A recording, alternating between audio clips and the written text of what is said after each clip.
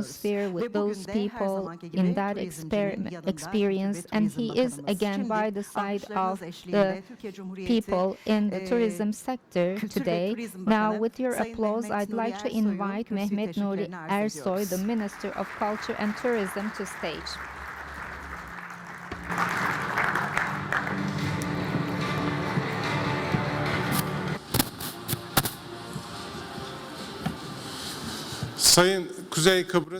Distinguished Deputy Prime Minister of the Turkish Republic of Northern Cyprus, the distinguished representatives of the tourism sector, distinguished members of the press, ladies and gentlemen, cordial greetings to you all. Our distinguished international visitors, welcome to Turkey and Istanbul.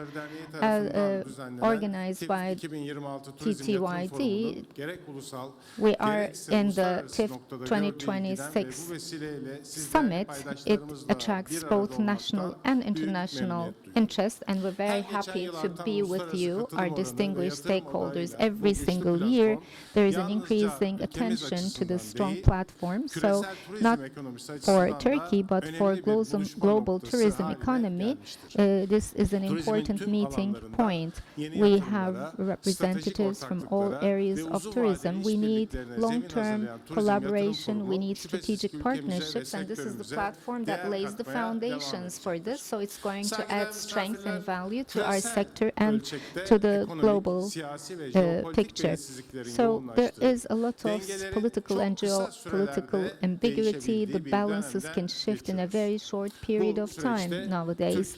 And in this process, in the leadership of our President Recep Tayyip Erdogan, we follow a determined path as Turkey. We are very clear today. Turkey is a strong country when it comes to managing crisis. It has a strong reflex, and it has created an important institutional expertise. So this resilience is very important. It has an impact on our investment partners and on our sector. It's not just about figures, it's about vision, diversity, and quality. That's how we've always addressed tourism, sun, sand, sea. We have an approach that goes beyond that.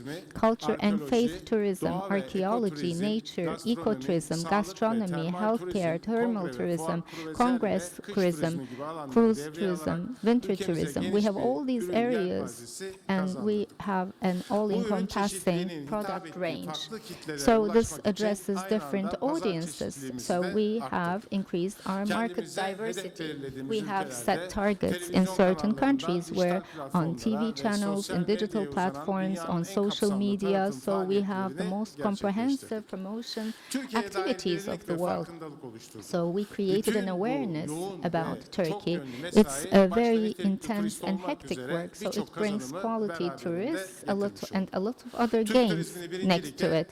So Turkish tourism is now in the Premier League. We can easily say that Turkey is now in 81 provinces over 12 months. So we have a very important success stories, and we're continuing to break records. And the figures confirm that the United Nations World Tourism Organization data show that in 2017 in the world, we were ranking the 8th in terms of the highest number of visitors, and in 2024, we're ranking the 4th. And in terms of tourism revenues, again, in 2017, we were ranking the 15th, and in 2024, we're ranking the 7th. In 2025, in terms of our tourism revenues, we see that it has reached $65.2 billion.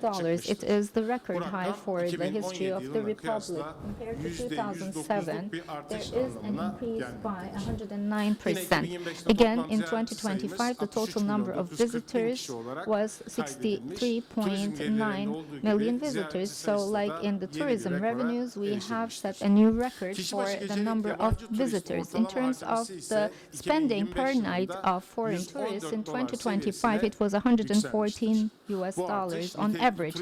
This is about high-quality tourism and high added value investment strategies. So it's a very important outcome of this vision. So in line with our tourism vision, we have several projects. We have a strong return in the field as a result of that. It's not just regional, but also a global investment hub. Turkey has reached that level when it comes to investment. The distinguished representatives of the tourism sector, as you would know, a strong promotion and communication strategy is a sine qua non for the tourism sector. We have set the Turkish Tourism Promotion and Development Agency in 2019. So in 200 countries we have advertising, marketing, promotion, and public relations work.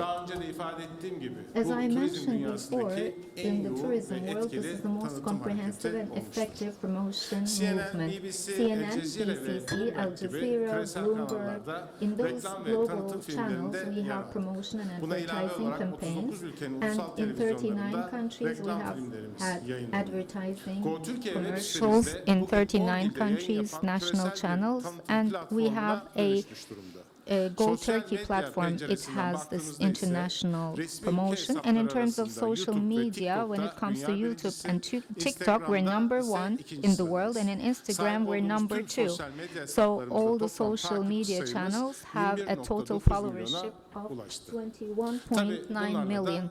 So that's not where we stopped. The global tourism understanding is not only about choice of destination. Tourism is about being a part of a story. It's about sharing an emotion. It's about experiencing a lifestyle. So with this awareness, with TG, we have the mini-series strategy developed. We have developed story-based productions with high cinematic quality. So in the world promotion history, it has a place as an innovative and creative approach. We have 4 mini-series put into effect so far. We're going to continue to do so. We'll have new series in place. So in our awareness work, gastronomy is an area where we have priority, that we prioritize. The Michelin Guide is world-renowned. It started its journey in Turkey in 2022 in Istanbul, and then came Izmir, then Bodrum, then Muğla, and Cappadocia. They were also part of the guide. 2026 Michelin Guide has the Turkish selection. So there is a total of 171 restaurants in the guide, and the star restaurants number is 17 in the Michelin Guide. And I would like to talk about sustainability as well. The Global Sustainability Council is our collaborator. We have 18,000 accommodation that is certified, and Turkey is one of the pioneers in this area. We are trying to respond to the changing needs of tourism. We improve ourselves, and we are trying and continue to build sustainability in the sector. When it comes to preserving our cultural heritage and transferring it to future generations, I would like to say a few words about that. Our culture and tourism investments support one another. This is the kind of ecosystem that we have set. Now, all our investments have a proactive response. So we have this Future Heritage Project. In 2018, we have switched to the 12-month excavation program. In the 100th anniversary of the Republic, we have the first step in the Ephesus region, and we continued our work last year. So within the framework of this project, we have set a record high increase in terms of the budgets spared for excavations. In 2025, there were archaeological work, and more than 15,000 artifacts were found. Anatolia has a very rich past. Museums are very important. We have to own this cultural heritage. That's also very important for tourism. And the ministry has conducted meticulous work. Sardes Antique City in Tepeler, Lydia Tumulus, has been added to the UNESCO list. So we have a total of 22 assets, and We have the highest vote in the World Heritage Council, and we continue that task successfully. So last year, we have 34,836,000 visitors of our museums last year. This is a big number. It's like 3 or 4 countries in Europe. You know, it's the total number of visitors of 3 or 4 countries in Europe. And we have the night museum experience. It's about preserving cultural heritage. It has a positive contribution to tourism as well. Last year, between June and October, we had the night museum experience in 27 museums. And in Istanbul, we have the Istanbul Culture Path Festival. So until the 5th of October, we continued that experience, but in the Efes region, we extended that till November. And in Galata, we'll continue this throughout the year. Last year, we had 600,000 night visitors. For centuries, we have been bridging cultures and continents and people as Istanbul. Haydarpaşa and Sirkeci train stations are 2 important symbols, and now they're also being part of the cultural heritage.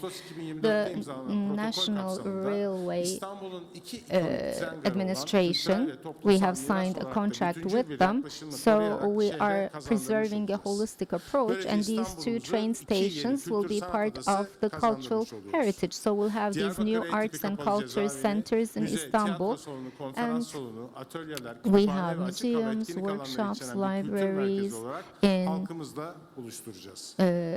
Diyarbakır jail. It's going to be a cultural center now. So we'll have this contemporary art understanding, and Antalya Museum will be a hub in the center with that understanding. Hatay Archaeological Museum is renovated. It's going to be open to service soon. Distinguished guests, in terms of cultural tourism policies and investment decisions, Turkey is an important actor that has an important power. In order to continue this competency, we have to focus on future ambitions and future goals.